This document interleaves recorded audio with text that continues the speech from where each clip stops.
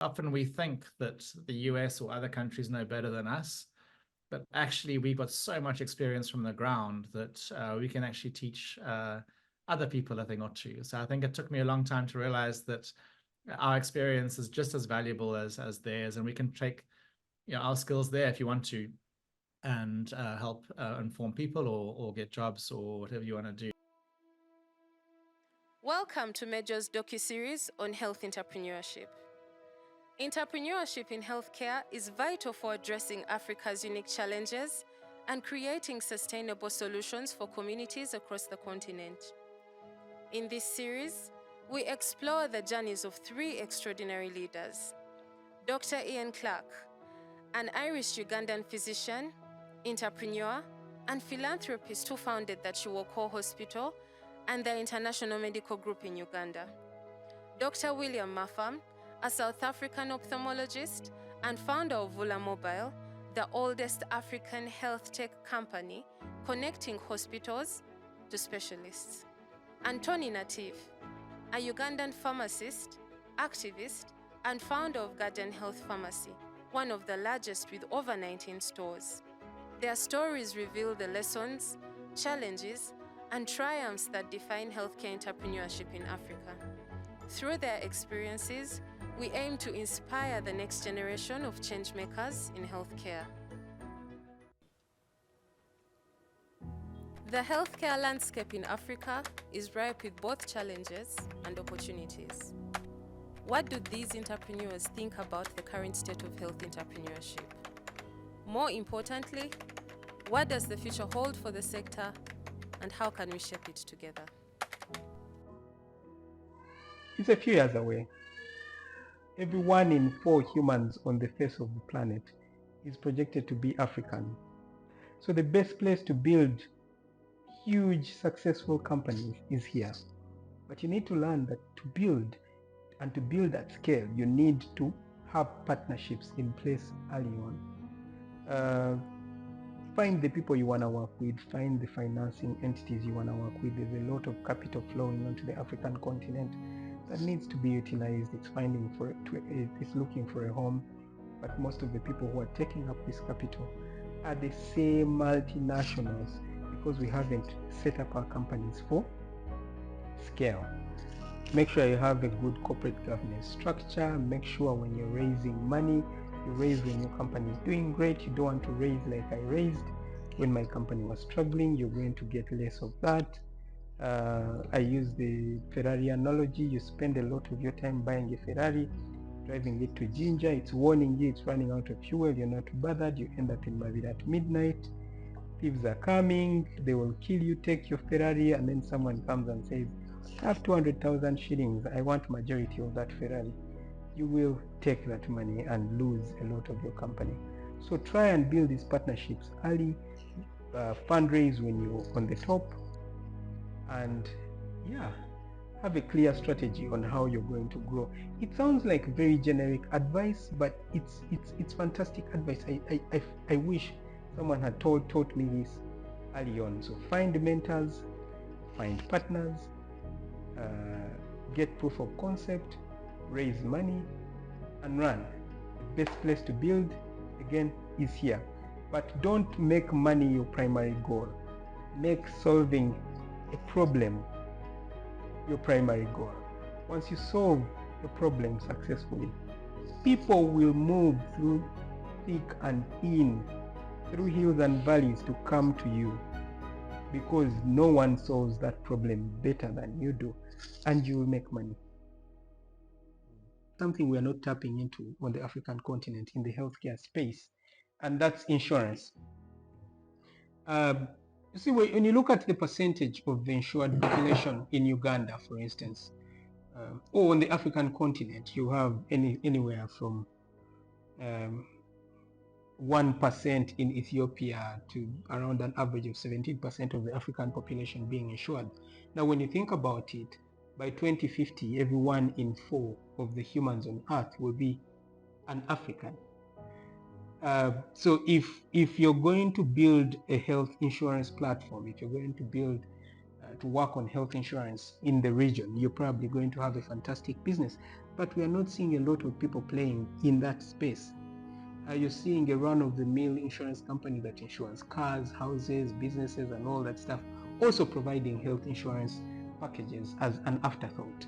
We need people playing in that space. If you can find someone who vertically integrates, great, but you can find value for insurance at every sector of the value chain. Uganda per se, sadly, we have a national health insurance bill that was tabled in 2019, I believe, and then it passed in 2021. It is yet to get the president's assent for reasons that you and I know because we are in this space. But I think we need to encourage initiatives like this so that we organize healthcare. And there's a lot of business opportunity for our people when there's assured income. When you look at the National Health Insurance Bill as proposed, obviously it recommended chopping off at least 4% of people's wages, and then an employer brings maybe another, what was it, 1%. So imagine that 5% going into a common pool of resources that can then be distributed to different players along the healthcare value chain. That would lift so many boats. And yeah, so it's important that we find a way of finding value along the health insurance value chain for all of us. That's an area we haven't exploited much, and there's value in different sectors. Donor community through the refugee populations, the government supporting the indigent populations, the Juakalis, the informal sector. I think they were supposed to contribute, was it how much, like $28.6 to this scheme. And so that if we pushed for that and money went into a pool, we would be able to, establish vibrant companies along the healthcare value chain. So that's something I think we should collectively push for, and hopefully we'll make it work.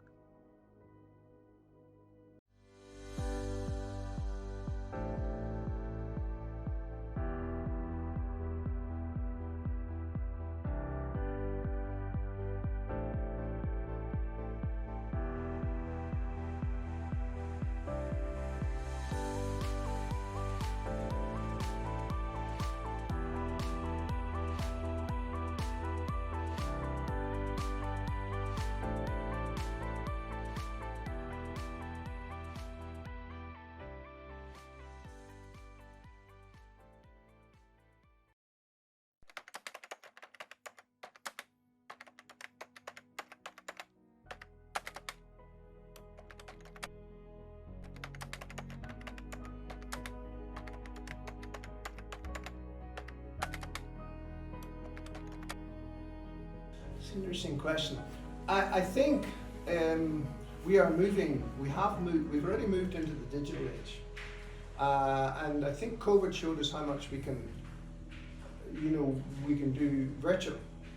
But human beings, of course, they want to touch you. We always touch your patient.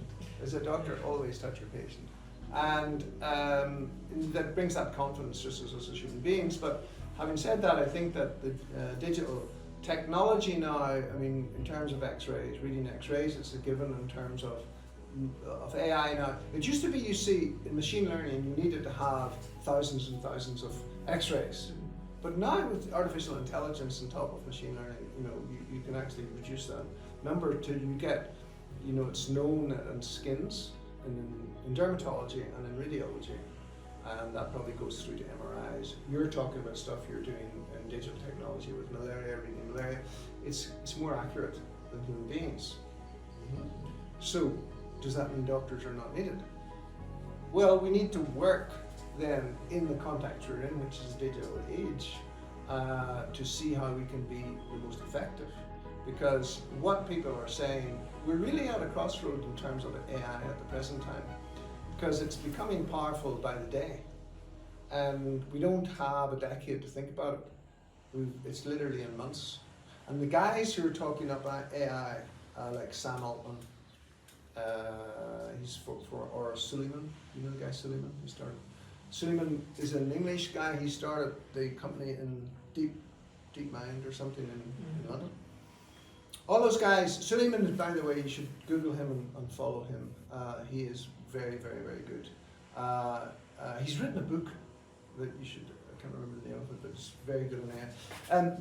But you see, somebody like Sam Altman is talking it up because it's just so incredibly amazing, and it's making them billionaires. But how are we going to use this in things like healthcare? The two fields that are the most advanced at the present time are AI, which is built in digital technology, and biology using digital, using those tools. Biotechnology, thank you very much. Biotechnology. Those fields are crazy scary. Yeah? And so there's where you need to be looking. The interesting thing is, you see, you can sit in Uganda and still be, you know, you can read about them. I know all this. I know this stuff because I read a lot, and I use audible books as well if I'm in a long journey. So, in the same way as mobile phones leapfrogged landlines, AI, digital technology, AI, biotech is leapfrogging the traditional medical stuff, and you've got to get yourself into that way of thinking. And I think obviously you're already there, and you guys have the capacity to do it. It's passed me by, you know. I'm too old for that, but the millennials are well placed for that, and the Gen Z as well. Although the Gen Z's, the millennials probably even better in some ways. You've known sort of both sides of things. So I think that's where it's going, and also I believe that it will ultimately benefit developing countries more, because you can do so much now with a smartphone and an app, and you know, and AI, in terms of algorithms, diagnostics, and all that kind of stuff that can be done, and then you can do the task shifting, so you don't need to have an orthopedic surgeon up in a rural or some far-flung part of the world that can be diagnosed, and if you've got the right technology and you've got the right health worker who's just following the algorithms, then of course, you know, when you need to put in the pin and plates and stuff, you have to get the orthopedic surgeon.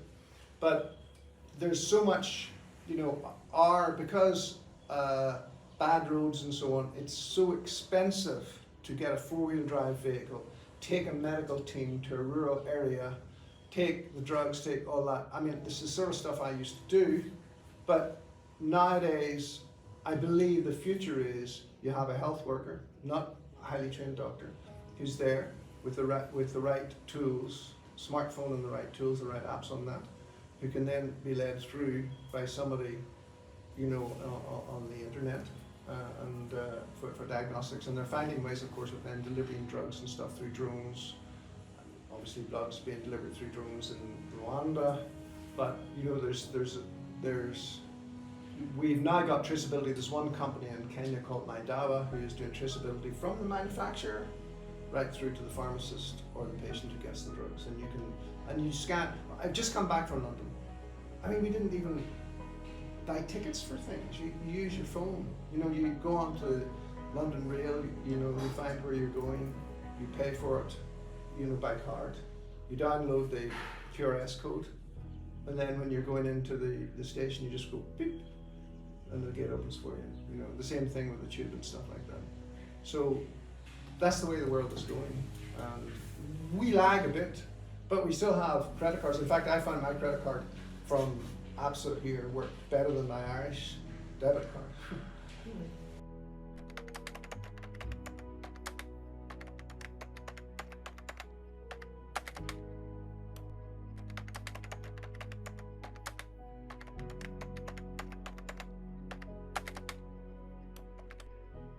This is going to sound really ridiculous, but in 2008, we've been SMSing in Africa for years. I mean, and in America, they literally just started sending SMSs. SMSing was viewed as kind of revolutionary. And I was hired to work for this company as an SMS expert. And I could program USSD, you know, the ability to make please call me's and simple menus on phones. And this again was seen as kind of revolutionary.